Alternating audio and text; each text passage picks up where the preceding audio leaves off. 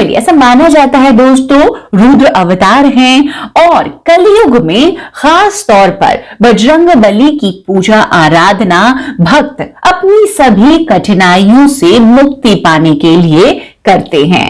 बजरंग बली की पूजा आराधना हम मंगलवार के दिन करते हैं, शनिवार के दिन करते हैं और ऐसा माना जाता है जो भी मंगलवार और शनिवार के दिन श्री हनुमान जी की पूजा कर लेता है व्यक्ति के सभी दुख और कलेश उसके जीवन से दूर हो जाते हैं। दोस्तों ऐसा माना जाता है कि हनुमान जी की अगर हम रोजाना निरंतर पूजा करते हैं वो हमसे बहुत जल्द प्रसन्न होने वाले देवता हैं।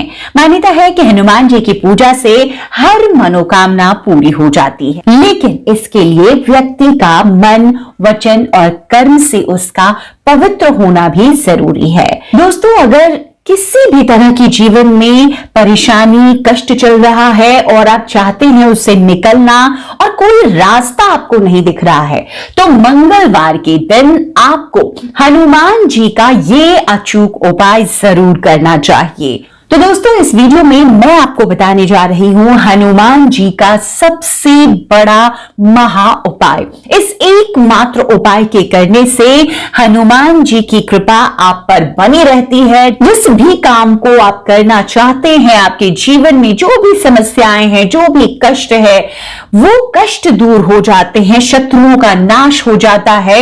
हनुमान जी आपके ऊपर अगर कोई कर्ज है उसकी माफी हो जाती है। अष्टनिधि के दाता कहे जाते हैं हनुमान जी। हनुमान जी की अगर हम पूजा आराधना करते हैं दोस्तों तो मां लक्ष्मी की कृपा हम पर बनी रहती है। दोस्तों हनुमान जी का जो ये उपाय मैं बताने जा रही हूं, ये उपाय है पान के बीड़े का उपाय।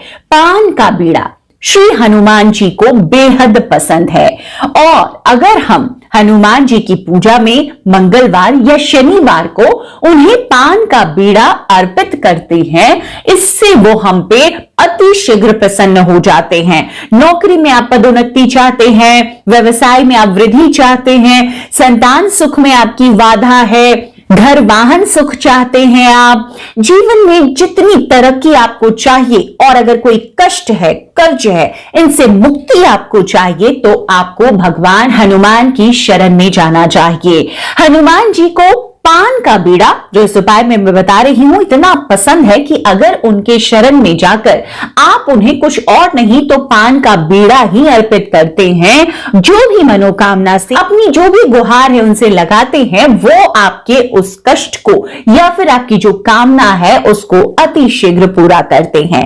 दोस्तों अब इस वीडियो में मैं पूरी वो जानकारी दे रही हूं कि आपको पान का बीड़ा कब लगाना है, आपको पान का बीड़ा कितनी संख्या में लगाना चाहिए, पान का बीड़ा लगाते समय बीड़ा तैयार करवाने में आपको किन सावधानियों को ध्यान में रखना है, आपको ये कार्य सुबह में करना है या शाम में करना है, पान का बीड़ा कौन अर्पित कर सकते हैं, कौन लोग नहीं अर्पित कर सकते हैं, ये जो तमाम जानकारियां हैं इस एक वीडियो में आपको मिलेगी। तो वीडियो अंत तक इन संपूर्ण जानकारियों के लिए जरूर देखें।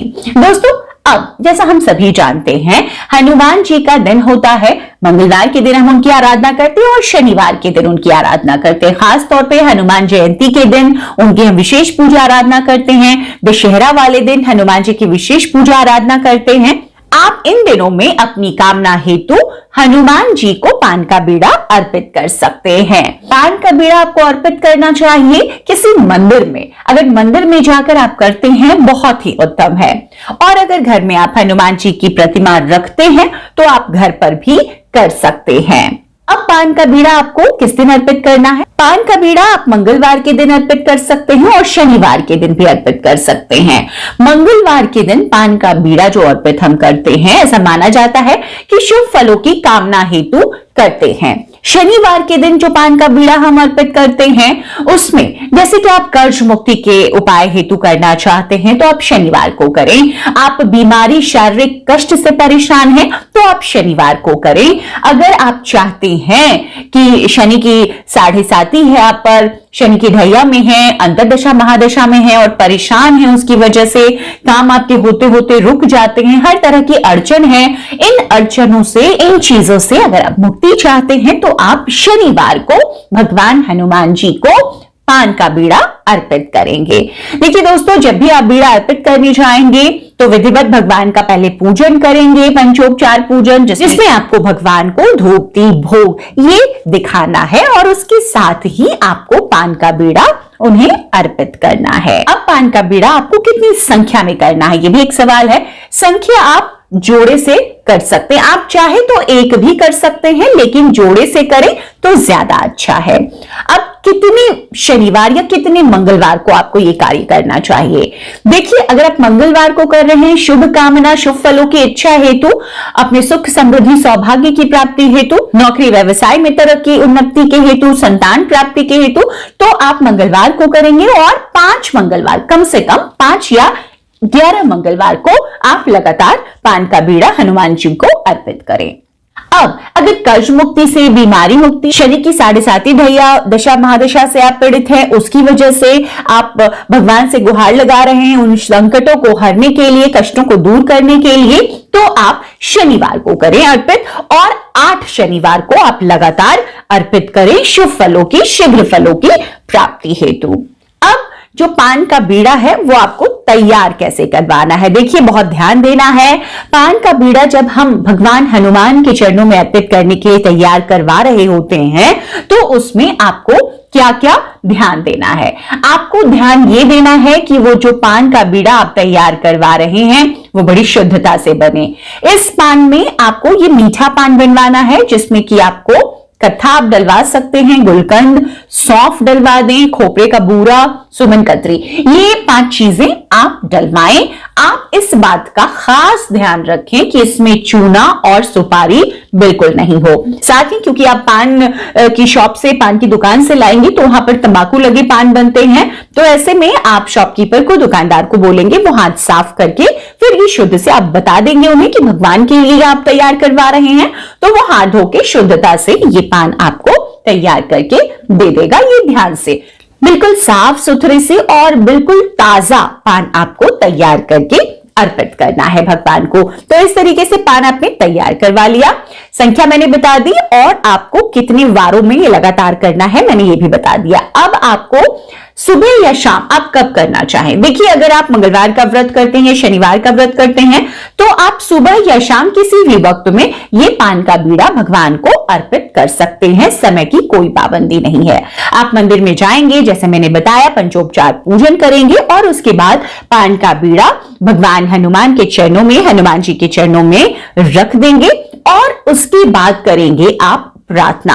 प्रार्थना आपको क्या करनी है, देखिए जिस भी मनोकामना से आपने पान का बीड़ा हनुमान जी को, प्रभु को अर्पित किया है, पूजा विधि विधान से करने के बाद में आप प्रार्थना में हनुमान जी से यही प्रार्थना करेंगे कि हे भगवान, मैंने आपको ये शुद्ध ताजा मीठा पान अर्पित किया है, ये रस भरा पान है और इस मीठे पान की तरह ही आप मेरे जीवन में मिठास भर दें। जो भी मेरे जीवन की समस्याएं हैं प्रभु, उन समस्याओं को आप दूर कर दें। दोस्तों, जैसा कि हम सभी जानते हैं कि बीड़ा का मतलब क्या होता है, इसका मतलब होता है कि अपनी जिम्मेदारी, जो हमारे काम करने की जिम्मेदारी है, जो हम नहीं कर पा रहे हैं, जिसमें हमें दिक्कत आ रही है, जो हमारे उत्तरदायित्व में है लेकिन हमसे हो नहीं पा रहा, तो ये जो जिम्मेदारी है, ये जो हमारे ऊपर का भार है, ये हमने प्रभु के चरणों में इस बीड़े के रूप में रख दिया कि हे प्रभु, अब जो इस जीवन का संकट है, जो बीड़ा है मेरे जीवन का, अब वो आप ही उठाएं, अब मैं ये नहीं कर पा रहा हूं। तो मतलब आपने अपनी जिम्मेदारी हनुमान जी को सौंप दी है और उसके बाद आप देखेंगे दोस्तों किस तरीके से, जिस कामना से आपने ये पान का बीड़ा चढ़ाया है प्रभु के चरणों में, वो काम आपका बनता चला जाएगा। देखिए, हनुमान जी को बीड़ा अर्पित करने के बहुत फायदे हैं। जिस मनोकामना से आप करेंगे वो पूर्ण होते हैं, जिस भी संकट को दूर करना चाहते हैं आप, वो दूर होता है, मन में शक्ति का संचार होता है, आपके शत्रु परास्त होने लगते हैं, जीवन में आपकी सुख समृद्धि बढ़ती है। अगर आप वंश वृद्धि के लिए कर रहे हैं, वंश की बढ़ोतरी होती है। तो इस तरह की जिस भी कामना से आप करते हैं, पान का बीड़ा प्रभु को अर्पित करने के ये सभी दोस्तों फायदे हैं। तो इस तरीके से आप किसी मंगलवार या शनिवार को हनुमान जी के चरणों में ये पान का बीड़ा इसी तरीके से अर्पित कर सकते हैं। पूरी जो विधि है वो मैंने अब आपको बता दी है। उम्मीद करती हूं कि वीडियो में दी गई ये जानकारियां आपके जीवन के लिए भी उपयोगी साबित हो। अगर वीडियो पसंद आए दोस्तों तो ज्यादा से ज्यादा अपने दोस्तों, परिवार, रिश्तेदारों तक जरूर इसे शेयर करें। वीडियो को लाइक करना ना भूलें। इस तरह की जानकारियां मैं आपके लिए लगातार शेयर करती रहती हूं। चैनल पर अगर नए आए हैं दोस्तों तो चैनल को सब्सक्राइब भी करें। वीडियो अंत तक देखने के लिए आप सभी का बहुत बहुत शुक्रिया। जय माता रानी, जय बजरंगबली।